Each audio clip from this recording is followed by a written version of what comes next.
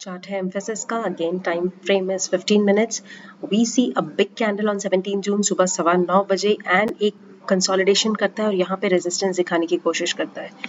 फिर हम आगे चलते हैं, थोड़ा कंसोलिडेट किया, आगे गया, कंसोलिडेट किया, आगे गया, सेम एरिया पे रेजिस्टेंस लेता है, सेम एरिया का रेजिस्टेंस लेकर third time it tries to break out and this looks to be a powerful breakout. अब यहाँ से ये इसका यहाँ से ट्रेड बनता है, ये पे यहाँ पे एंट्री हुई, यहाँ एसएल हुआ, यहाँ एसएल हुआ, wherever you wish to keep. Now SL calculation भी बहुत इंपॉर्टेंट होती है, वो डिटेल में बाद में बताया जाएगा. Let's see how it goes. There is a certain crossover as well. धीरे धीरे ये स्टॉक ऊपर जा रहा है. 2681 के आसपास आया था इसका ब्रेकआउट और ये जाके हमको मिलता है करीब 2892 पर एंड यहाँ पे एक बड़ी सी रेड कैंडल बनती है which is again a scary candle. ऐसे कैंडल्स से मुझे डर लगता है. तो पहले तो हम ये देखें कि यहाँ से हमको कितना परसेंट मिला.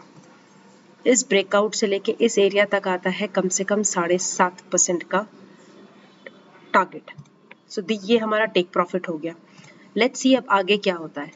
कुछ तो रीजन होगा. Why is this only a resistance zone? क्या ये सिर्फ 15 मिनट पर काम करता है? नहीं, there are certain reasons as well.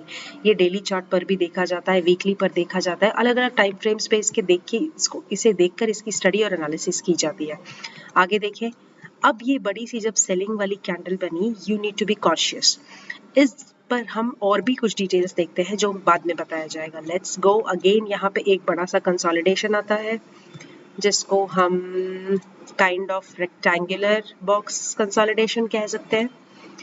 And it goes, no it doesn't goes, it's again taking the resistance here.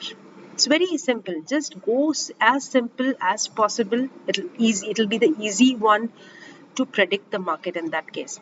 उसके बाद यहाँ पे एक बड़ी कैंडल बनना चालू होती है और यहाँ पे कॉन्फिडेंस आता है मुझे सेल करने का. Let's see if this works. ये वाला जो कैंडल है ना, ये वाला zone, this is another seller zone. अब देखते हैं यहाँ से ये कितना नीचे जाने की कोशिश करता है. Oh my God, this is again a big candle. Oh, there you go. This was just a volume spike. Probability इसकी होती है जब high probability of volatility index जब बढ़ता है, जब इंडिया का विक्स बढ़ता है, ऐसी चीजें डेफिनेटली बढ़ती है. तो लेट्स सी यहाँ पे हमको कितना मिलता है percent down and it's almost 6%. 5.5 से 6% का हमको यहाँ पे टारगेट मिल रहा है. सो है छोटी सी चीज. Let's keep it very simple and short to make the things understand better. But सिर्फ इतनी ही चीज़ें नहीं देखी जाती है, बहुत सारे छोटे छोटे टेक्निकल्स होते हैं. सो उसको जानने के लिए हमारे साथ ट्यून रहिए, हमारे साथ सिंक रहिए. We will be helping you.